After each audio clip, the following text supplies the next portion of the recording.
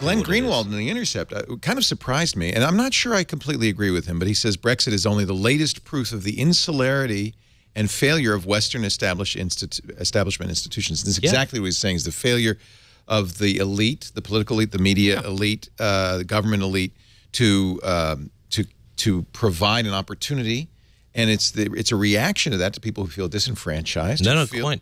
And I completely understand that. So now, if you're Google, you might not be completely against this. Google's had horrific times with the EU in privacy, the right to be forgotten. It doesn't necessarily, the EU is not necessarily a great place for American corporate interests. Well, okay, it's not a great place for American corporate interests who want to carry on the way that they do in America. But Microsoft's been censured by the EU. Google has been censured by the EU. But why were they censured? Microsoft was censured because the EU took action that the US government wasn't prepared to do. Yeah, but the EU did dopey things. The EU said, well, your Internet Explorer browser is a monopoly, just as our Department of Justice tried to do in the 90s. And then completely wussed out. But what they ended up doing is saying, well, what you got to do is a browser ballot. They insisted on a ballot. When you install Windows in Europe, you get, okay, which browser do you want to be the default? Yeah. This was a terrible solution. The cookie, really? Why? Yes, because it doesn't serve anybody in any way. The cookie banner that you see everywhere now as you travel around the internet is directly attributable to Brussels because of their privacy concerns, misguided privacy concerns about cookies. Okay, we could argue long and hard about but how does it in any way do anything but annoy that banner? Do you click OK, right? It depends on the site. I'd just check out their terms and conditions, and then I decide whether or not I'm going to click on it. Yeah. Everybody else just clicks OK and says, get rid of that banner. It's just an annoyance. They've had the opportunity to make the decision. The right to be forgotten is an abomination. It's a misunderstanding of how the internet works. It's an attempt to edit history, and you'd think the Germans of all people would know better. Now, the Germans are the nice parties. Now that they're the nice people, I know. But welcome to another episode of This Week in Going There. There's been a string. We're going there, people. No, I'm not going there yet. I will. I'll get there. Don't worry. We're almost there. Goodman's Law's coming. But there's string after string of ill-informed, bad decisions against U.S. tech companies coming out of Brussels. No, I'm not sure. I think I disagree. There is one good thing. When you have to deal with one governing body as opposed to 20 or 30, it does make it for the United States, the U.S. companies, a little bit easier. Google still has to go to France and deal with the French courts, and Germany and deal with the German courts. So no, it's not. It doesn't. The EU's decisions do not eliminate the courts in France and the courts in Germany. They provide a crucial buffer zone between allowing companies to do exactly what the hell they want and actually holding them to account in some level. There is an anti-corporate sentiment that comes out of Europe. Europe is pro-government, anti-corporate, just as U.S. is anti-government, you can't pro-corporate. Say the EU is anti-corporate. It doesn't work like that. You're dealing with 29 different nations. It's at the end of the day, people get to choose which country they live in. The United States happens to be full capitalist, and we suffer the ramifications of that. There's pros and cons. There's pros and cons. The UK is pretty much pro-capitalist. If people in the United States would like to turn it into Denmark or Norway, and get a year off for maternity, and have people have 3 years of job severance or 2 years of job severance, if you do those kind of things, while they seem great on a individual basis, sure, we all want to take a year off when we have a baby, or we all want to have 2 years of severance.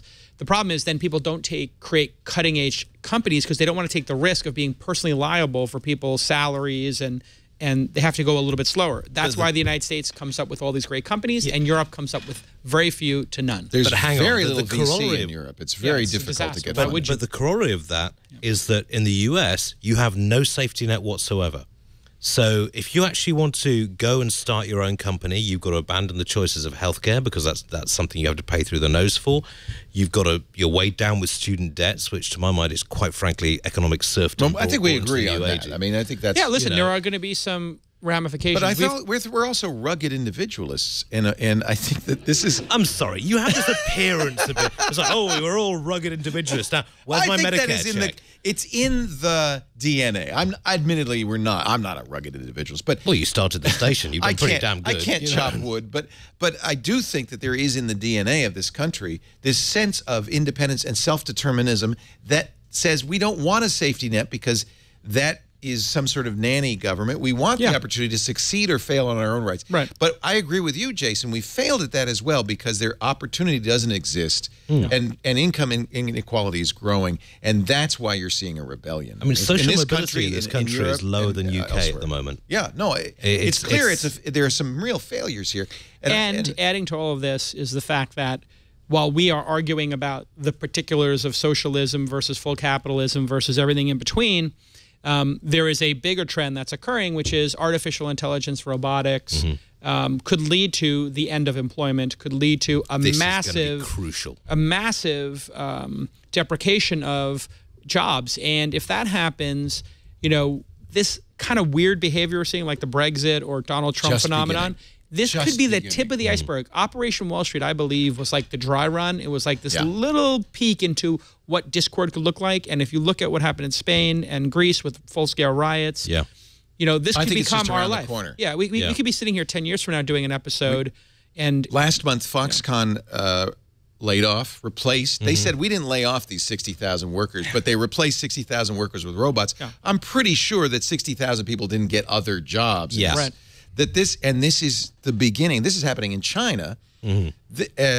This is the beginning of a complete transformation. I agree with you. Oh yeah, I mean the advance in AI and robotics, machine learning is going to bring around, in terms of in the job front, something that's going to make the 30s Great Depression look like a cakewalk. Well, but if you ask Mark Andreessen, and by the way, I don't think Mark knows what he's talking about, but if you ask Mark Andreessen, certainly not when it comes to India, his position is, well, what's going to happen is the cost of goods is going to drop so low that it's effectively free, and so you don't need a job. Is that credible in any sense? Well, there is something that, I mean, Star Trek kind of envisioned this, which is there's going to be this life of leisure, and people are going to find their pursuits. That is a possible utopian vision that could happen. Free electricity, free food, free clean water, and even free housing is possible in our lifetime. We could provide that for everybody. And we're kind of on the way to that when you think about welfare or food stamps or solar.